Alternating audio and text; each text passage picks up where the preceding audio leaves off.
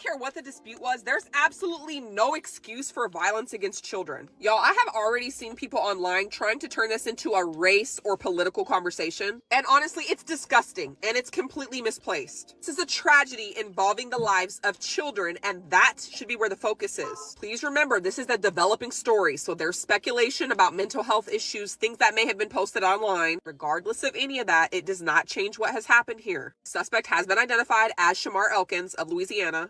He's been accused of shooting 8 children, 2 adult females. There's a rumor that 7 of the 8 children were the ones that belonged to him. Authorities say that this started as a domestic dispute between him and the ex-girlfriend, who is one of the victims. From there, it clearly escalated into something much bigger that spanned across 3 different locations. Now, this is a very fresh situation. All the details are still being worked out. I feel like the least we can do as a society is to focus on what's important here. And it's not race or political beliefs. It's the tragedy itself. I don't even have words for this one. My thoughts are with the family.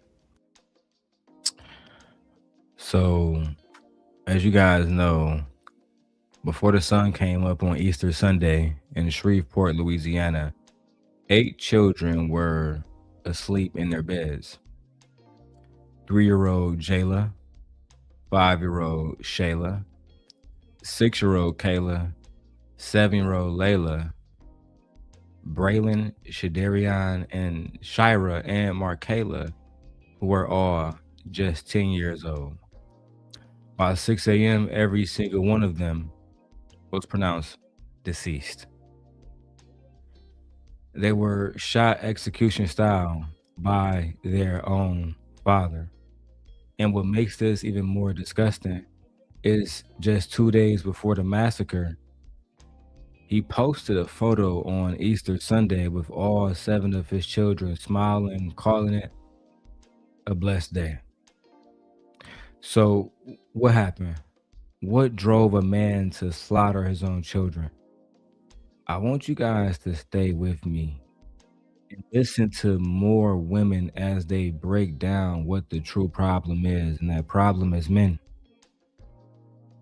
Men are the problem. Men have cultivated a culture where men feel like it's okay to commit atrocities towards children, towards women. So let me show you guys some So I was clips. just listening to this podcast about Lisa Sweetman, Janae stuff again. Hold on, let me pause that and get it together. Now let me show you guys a video from a TikTok creator where she says men are the problem. Let's listen. Not gonna lie, so I was listening to this podcast about Lisa Sweetman and what her husband did to her. Then I started thinking about this Ashley Janae stuff again and how y'all blamed her for getting murdered because she was dating a white man. It didn't take that long for them to get married or whatever. Basically how rushed their relationship is. Now I'm hearing about the story yesterday about how the husband with his wife, who tried to leave him like y'all always tell women to do, just leave, just leave, just leave. He tried to leave her husband. He shot 7 of his 8 kids and critically injured her. Just leave, just leave, just leave. And y'all are steady blaming women for getting in relationships with certain demographics of people. It's a man problem. It don't matter, like I was arguing in the comments with some girl the other day. It don't matter how long they was together. 6 weeks, 6 months, 6 years, 60 years. It seemed like the common denominator is men, impulsive men who don't know how to control their emotions. Killed 7 out of 8 of his kids.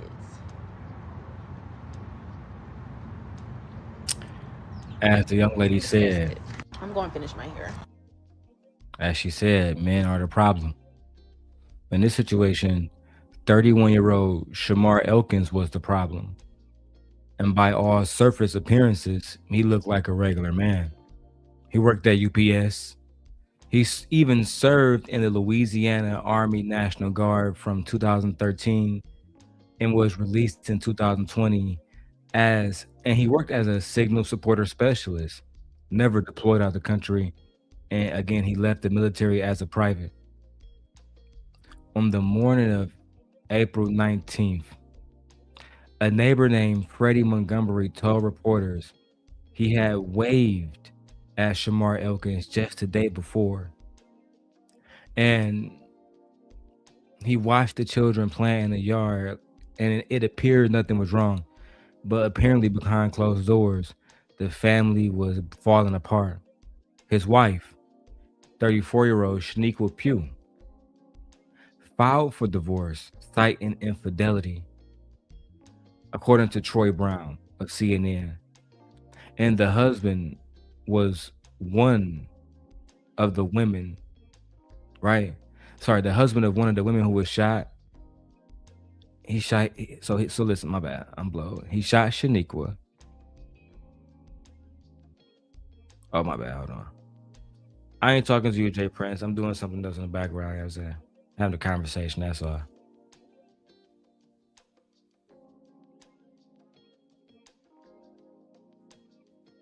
We don't condone abuse against women at all. Same God. Sorry. His wife, 34-year-old Shaniqua Pugh, had filed for divorce, citing infidelity, according to Troy Brown, the husband of one of the women who was shot and the father to one of the deceased children. Okay. And there is a report, we can't find it, but there's a report that Shaniqua Pugh had filed for a divorce from Shamar Elkins, and she had reached her breaking point. Okay. She had reached her breaking point. She was absolutely tired. Let's go to thoughts of another Black woman, because the women are responding. Heard me talk about the fact that I used to do family law. And part of the reason that I don't do family law anymore is it literally changed the way I saw everything. One of the main things that it changed my mind on is child support. I found out that a lot of Black men think that child support is like being on probation, even though it's not. A way for the state to keep track of the fact that the non-custodial parent is paying the other parent for the support of the kids. That's it. And I'm mad that when I heard about who we now know to be Shamar Elkins, who unalived 8 children. One of the children was actually the cousin of his kid. He unalived 8 children yesterday. And the first thing I thought about is he divorced from their mother? Is he paying a lot of child support? Lo and behold, we now find out because the 2 women that he shot are still living. And they're 2 of the mothers of the children, because his current wife, who he had 4 of the children with, is thinking about leaving him.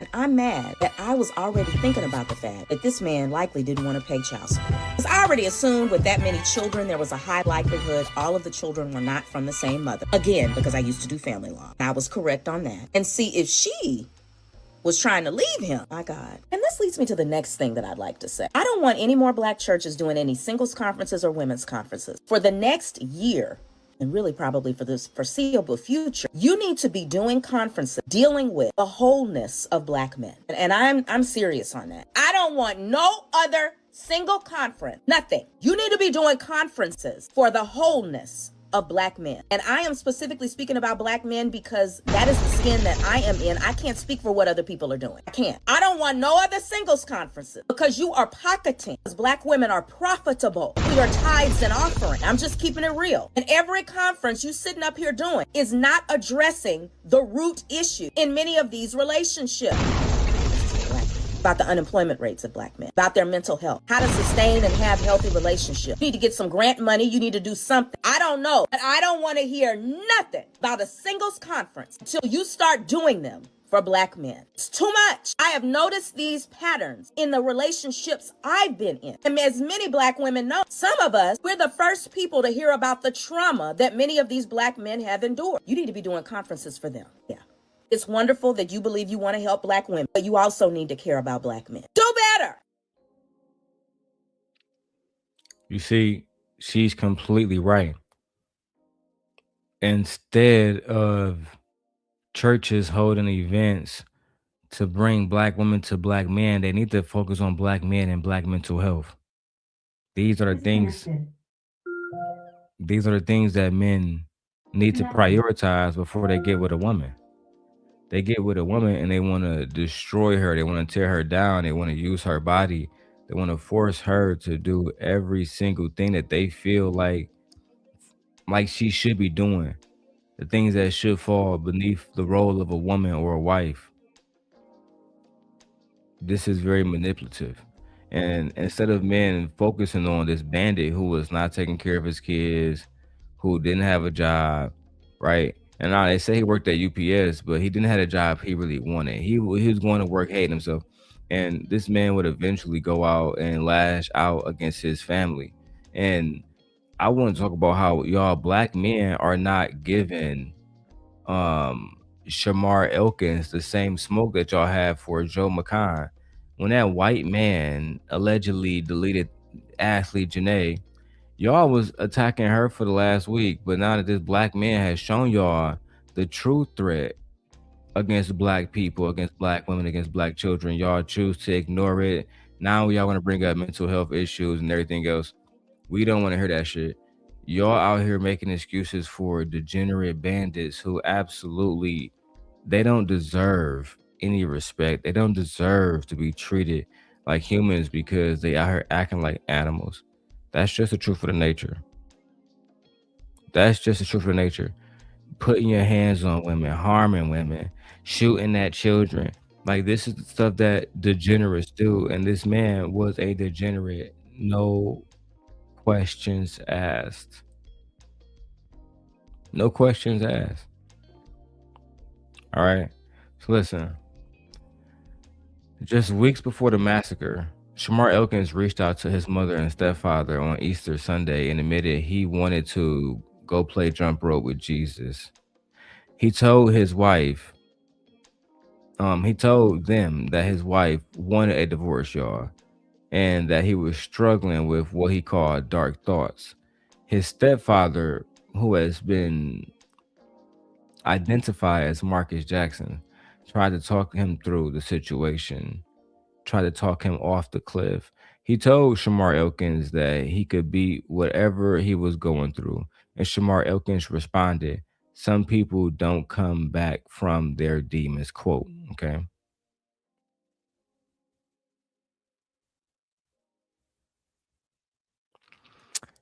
Let that sink in. Okay.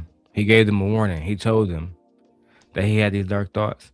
And less than 24 hours after that conversation on Easter Sunday, 8 children are gone now.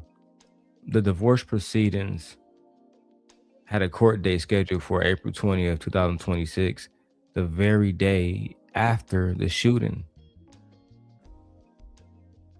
Right? He knew he was about to lose this court case. He knew he was about to lose his wife. He knew he was about to lose the children. And rather than face the loss, Shamar Elkins chose to destroy everything, to take everything from a black woman who had just simply chose to exercise her autonomy and leave the situation.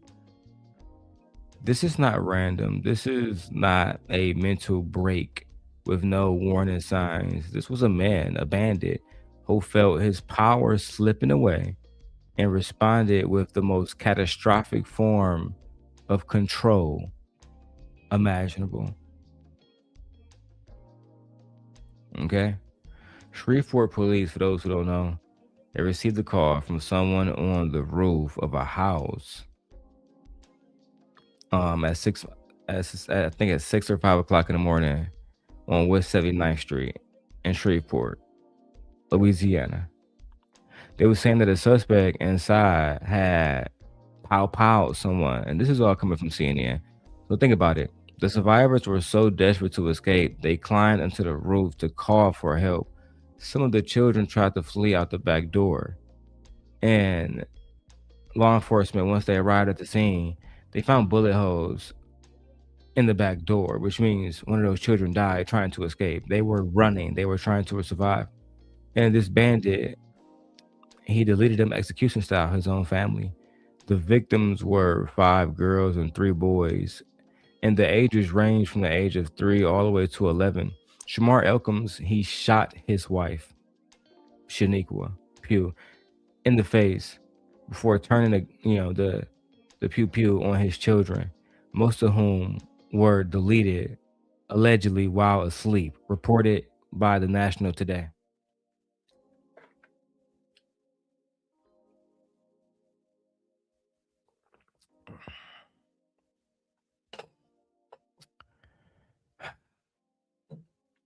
After the shooting, Shamar Elkins carjacked someone and fled the scene and was pursued by Shreveport police. He was pursued into Bossier City, where police apprehended him, and he was ultimately deleted. He will face no trial for his punishments against these children. He will face no courtroom, no accountability, at least none on this earth, in this realm. Now, some people would say that, well, nobody could see this coming. Yes, we could. Shamar Elkins had 2 prior criminal convictions. In 2019, he put a 9mm hand pew pew and fired it, right, 5 times near a Shreveport high school where children were playing. He pleaded guilty. He got 8 months probation. He got a firearm charge. And after that, everything was dismissed. This man had already demonstrated that he would pull a pew pew in public, in a public space near children, and the system pretty much gave him a slap on the wrist and handed him back his freedom.